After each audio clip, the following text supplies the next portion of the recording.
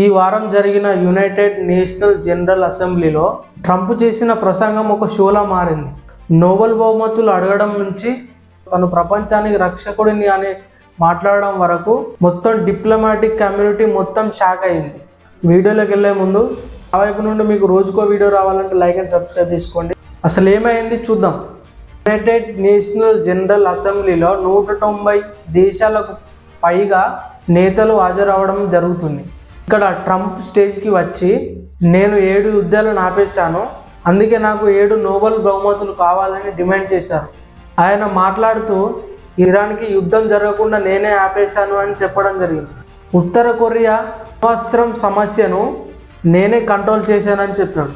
Russia Europe మధ్య వివాదాన్ని నేనే కూల్చేశానని చెప్పాడు. వీటి మధ్య నేనే శాంతిని తెచ్చాను అని చెప్పాడు. ఇలా ఒకటి తర్వాత ఒకటి చెప్తూ తనే ప్రపంచానికి పీస్ మేకర్ అని ప్రదర్శించాడు. చాలా దేశాల డిప్లొమాట్స్ అతని మాటలు విని అందరూ ఆశ్చర్యపోయారు. చాలామంది నవ్వుకున్నారు అతన్ని చూసి, చాలామంది తలలు కూడా పట్టుకున్నారు.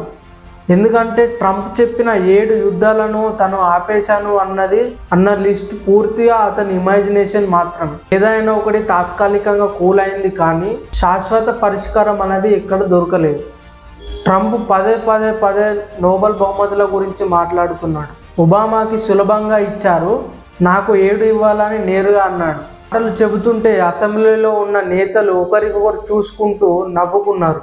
అంతర్జాతీయ మీడియా మాత్రం ట్రంప్స్ కామెడీ అని రాసింది.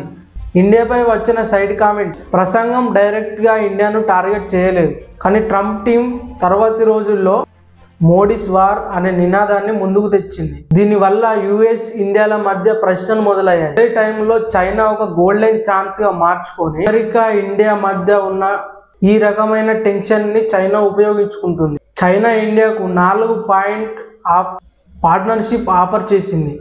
ట్రేడ్, డాలర్ ఆధిపత్యానికి బదులుగా రూపాయి యువాన్ సిస్టమ్, ఆసియాలో యుఎస్ మిలిటరీని బలహీనపరచడం, 5G AI లాంటి ప్రాజెక్టులతో జాయింట్ వెంచర్, ఆసియన్ సాలిడాటరీ పేరుతో కొత్త బ్లాక్ చేయడం, ఇవి ఇండియాకి చైనా ఆఫర్ చేయడం జరిగింది. ట్రంప్ తన నోబెల్ కలలతో, మరోవైపు అతని టీం ఇండియాపై విచిత్రమైన ఆరోపణలతో బిజీగా ఉంటే చైనా మాత్రం ఇది ఒక స్ట్రాటజిక్ ఛాన్స్గా మార్చుకుంది. ఇందులో ప్రశ్న ఒకటే, ఇండియా ఈ ఆఫర్కి అవును అంటుందా, లేక అమెరికాతో పాత స్నేహాన్ని కలుపుకుంటుందా అనే విషయం ఇంకా తెలియాల్సి. అమెరికాకు వ్యతిరేకంగా ఒక కొత్త కూటమి గురించి చైనా డిమాండ్లో ఉంది. ఇటీవల చైనా ఇండియా మధ్యలో గోప్యంగా జరిగిన చర్చల్లో ఒక సీక్రెట్ అలయన్స్ గురించి మాట్లాడిందని వార్తలు వినిపిస్తున్నాయి. దీని వెనుక ప్రధాన ఉద్దేశం అమెరికా పెరుగుతున్న ప్రభావాన్ని తగ్గించడం, ప్రత్యేకంగా ఆసియా పసిఫిక్ ప్రాంతాల్లో అమెరికా నేవీ బలంగా నిలిచిపోవడంతో చైనా అనేది ఒంటరి పడిపోయింది. చైనా చెబుతున్నది ఏమిటంటే, భారత్ మనం కొత్త శక్తివంతమైన గ్రూప్గా మారదాం, అమెరికాకు ఎదురుగా నిలబడదాం అని చెప్తుంది.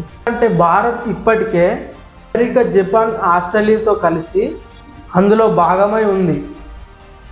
బోర్డర్ వివాదాలు, గల్వాన్ లోయ సంఘటనను ఇంకా మర్చిపోలేదు. చైనా ఆఫర్ వెనుక ఉన్నది కేవలం స్నేహమే కాదు, స్ట్రాటజీ వాడుతుంది. భారత్ని అమెరికా నుంచి దూరం చేసి తన వైపు తిప్పుకోవడమే తమ ఉద్దేశం. UN అసెంబ్లీలో జరిగిన చర్చలు ఇవి.